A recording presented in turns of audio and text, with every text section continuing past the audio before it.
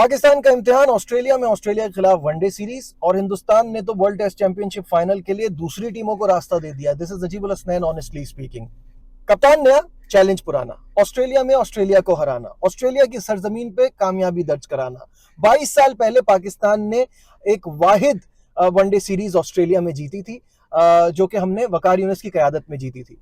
तो अब मोहम्मद रिजवान की क़यादत में इसी अज़म के साथ पाकिस्तान टीम मेलबर्न पहुंच गई है। बाबर, शाहीन, नसीम समेत 7 खिलाड़ी जो हैं वो पहले ही जा चुके थे। अब बाकी स्क्वाड ने भी उनको ज्वाइन कर लिया, ऑस्ट्रेलिया में पड़ाव डाल दिया है। इससे जाने से पहले, रवानगी से पहले, मोहम्मद रिजवान ने एक प्रेस कॉन्फ्रेंस की और उसमें उन्होंने बहुत सारे इश्यूज पर बात की। सबसे पहला सवाल जो उनसे हुआ, और ऑब्वियसली यही होना था, वो फखर जमान के हवाले से हुआ। उन्होंने कहा फखर जमान मॉडर्न डे क्रिकेट के एक बेहतरीन खिलाड़ी हैं। सारी दुनिया में उनको अपने स्टाइल की वजह से, अपने गेम प्ले की वजह से पहचाना जाता है और उनकी कमी डेफिनेटली महसूस होगी। लेकिन साथ साथ उन्होंने ये भी कहा कि बहुत सारी चीजें मेरे हाथ में नहीं होती हैं। ये कप्तान का फैसला नहीं है, ये मैनेजमेंट का फैसला है, और मुझे उम्मीद है कि इसका जल्द कोई हल निकलेगा और फखर जमान को आप जल्दी एक्शन में देखेंगे। साथ साथ उन्होंने कप्तानी ताखीर से मिलने का जब उनसे सवाल हुआ तो उस पर उन्होंने कहा कप्तानी मैंने मांगी नहीं है, लेकिन जब मुझको ऑफर हुई है तो मैं मना नहीं करूंगा, मैं इस जिम्मेदारी से इनकार नहीं करूंगा।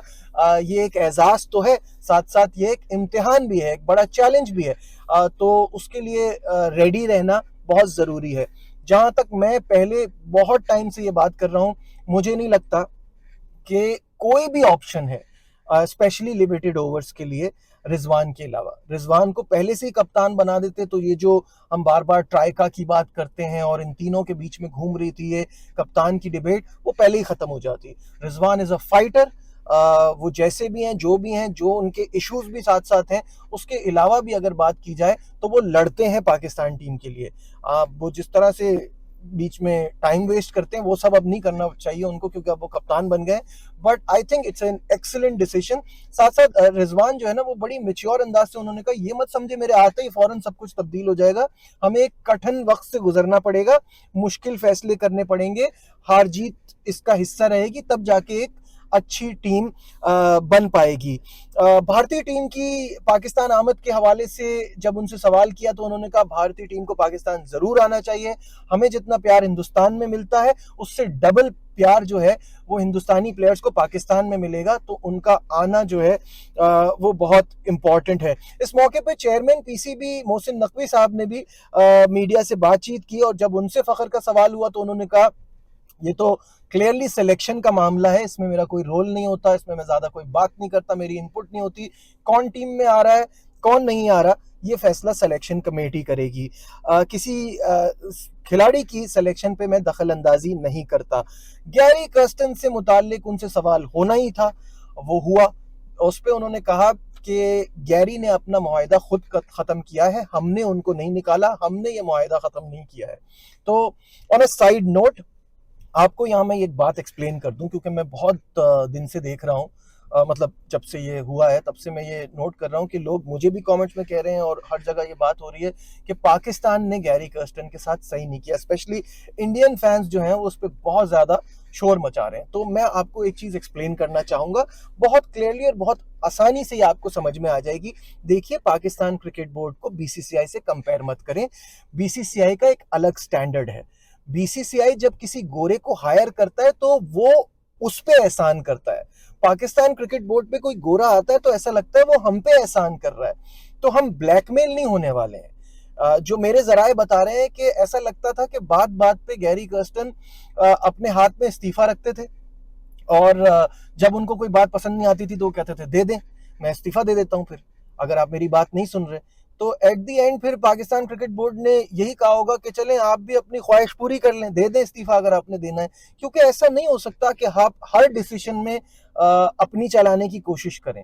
तो I hope you understand Indian fans का, क्योंकि बहुत अच्छा टाइम रहा है उनके साथ 2011 का वर्ल्ड कप जो उन्होंने उनको जिताया है, तो आपकी बड़ी मेमोरेबल विक्ट्री है उनके साथ, तो आप ये याद ही रखते होंगे जाहिर है।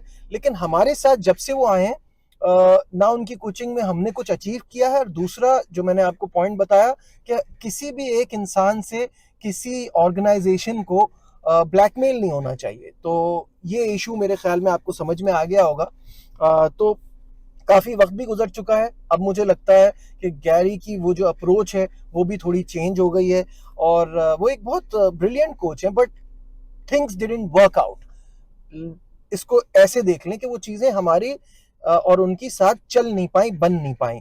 तो इस वजह से उन्होंने अपना मुआहदा ख़त्म कर लिया, और पाकिस्तान क्रिकेट बोर्ड ने उनको निकाला नहीं है या उनके साथ कोई मिस कमिटमेंट नहीं की है। तो देयर यू गो। साथ साथ आकिब जावेद के हवाले से बात हुई कि क्या वो कोचिंग के फ़राइज़ अंजाम देंगे आगे जाके। उन्होंने कहा अभी इस पर कोई फैसला नहीं हुआ, हम 5-6 नामों पर गौर कर रहे हैं। और एक इम्पॉर्टेंट सवाल और उनसे हुआ, जो था चैंपियंस ट्रॉफी के लिए जो स्टेडियम्स की अपग्रेडेशन चल रही है, उसके हवाले से उन्होंने कहा कि इसमें आप बिल्कुल फिक्र ना करें, ये 15 दिसंबर तक सारा मामला जो है वो कंप्लीट हो जाएगा, और हर चीज़ जो है वो चैंपियंस ट्रॉफी के लिए रेडी होगी। और अगेन वो जो उनका पेट स्टेटमेंट है वो भी उन्होंने कहा, सारी टीमें पाकिस्तान आएंगी और ये इवेंट खुश उसलूबी से होगा। तो जितने मोहसिन नकवी साहब कॉन्फिडेंट नज़र आ रहे हैं, अब मुझे भी कोई डाउट नहीं है कि चैंपियंस ट्रॉफी में सारी टीमें पाकिस्तान आएंगी। अगर नहीं आई तो फिर तो ये एक अलग ही इशू क्रिएट हो जाएगा कि why was the chairman so confident. अगर उनको कुछ इस बारे में अपडेट नहीं है तो उनको इतने कॉन्फिडेंटली नहीं कहना चाहिए था, बट ऐसा लगता है कि वो काफ़ी इस चीज़ को लेके ना बिल्कुल भी परेशान नहीं है। उनको लग रहा है कि ये सब बड़े आराम से हो जाएगा, और हिंदुस्तान की टीम भी आएगी और बाकी टीमें भी पाकिस्तान ज़रूर आएंगी।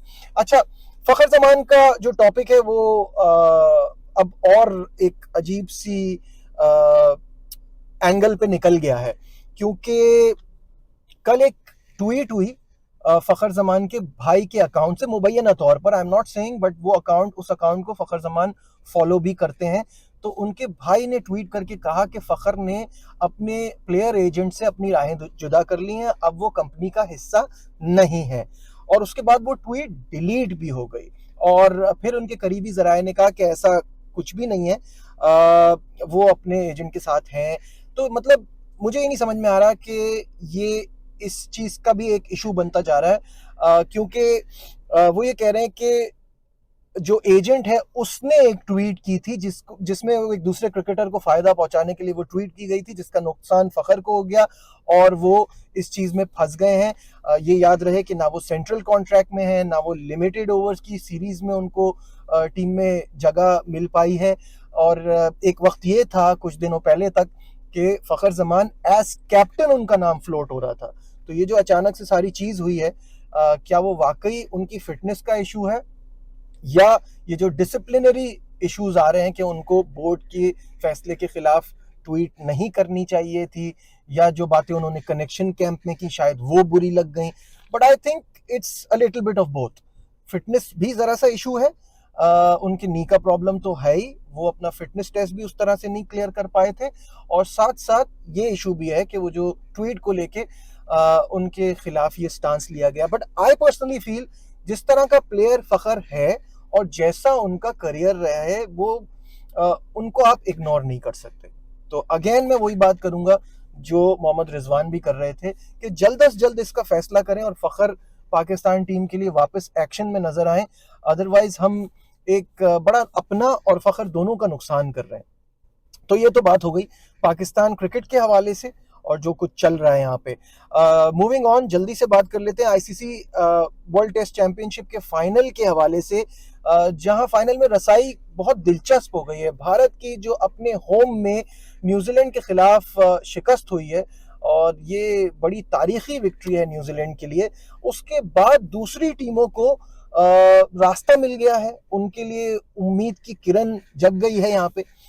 तो टेबल पे मैं बता देता हूँ पोजीशन क्या है। भारत 98 पॉइंट्स के साथ अभी भी सरे फहरिस्त है, लेकिन लगातार 2 नाकामियों के बाद उनको एक बड़ा धचका लग गया है। रोहित शर्मा की टीम को अब फाइनल में पहुंचना इतना आसान नहीं होगा जितना पहले था।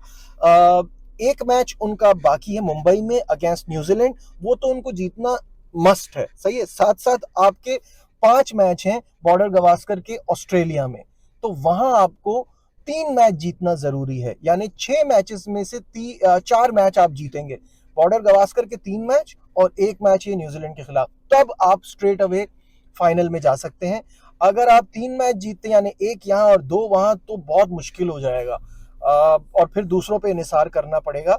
तो आपको कम से कम 3 मैच ऑस्ट्रेलिया में जीतने और अपना मैच यहाँ जीतना है, तब कोई चांस बनेगा हिंदुस्तान का WTC के फाइनल के लिए।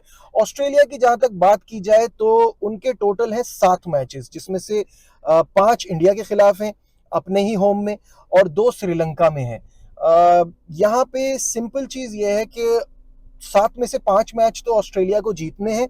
अगर 5 में से कम जीतता है तो फिर दूसरी टीमों पे इन्हिसार करना पड़ेगा और ये बहुत सारे टीमों के साथ ये इशू आएगा। श्रीलंका की बात है, उनका स्ट्रेट फॉरवर्ड है, they have 2 games against south Africa and 2 games against Australia. यहाँ चारों के 4 जीतेंगे तो स्ट्रेट अवे क्वालिफाई कर जाएंगे, 3 जीतेंगे तो अगेन दूसरी टीमों पे इन्हिसार करेंगे और आगे वेट करेंगे कि क्या होता है दूसरी टीमों का रिजल्ट। न्यूजीलैंड के 4 मैचेस बाकी हैं, जिसमें से 1 हिंदुस्तान के खिलाफ अभी मुंबई में और फिर 3 at home against England. New Zealand वो टीम है जो चारों मैच जीत के भी इंतजार ही करेगी, चारों मैच जीतने के बाद भी उनका एक चांस बनेगा, वो डायरेक्ट क्वालिफाई नहीं कर पाएंगे। दिस इज बिकॉज वो जो श्रीलंका के खिलाफ उनको डिफीट हुई है वो उनको हर्ट कर रही है, अदरवाइज इंडिया के खिलाफ विक्ट्री ने उनका एक चांस क्रिएट किया है। और अब आ जाते हैं हम, जुनूबी अफ्रीका वो टीम है जिसके बारे में कोई सोच भी नहीं रहा था कि इनका कोई चांस बन सकता है, बट वो बना और बड़ा जबरदस्त चांस बना है। अब उनके, क्योंकि उनकी बांग्लादेश में सीरीज चल रही है और वो बहुत अच्छी चल रही है, उसके बाद उनके 4 मैचेस बचेंगे एट होम, चारों के 4, 2 against Pakistan and 2 against Sri Lanka. तो अब कहानी ये है कि ये चारों मैच जीतकर बड़े आराम से ये फाइनल में क्वालिफाई कर जाएंगे। साउथ अफ्रीका का बड़ा अच्छा मौका बन रहा है यहाँ पे। आगे बात कर लेते हैं बाकी जो टीमें बचती हैं, England, Pakistan, Bangladesh, West Indies.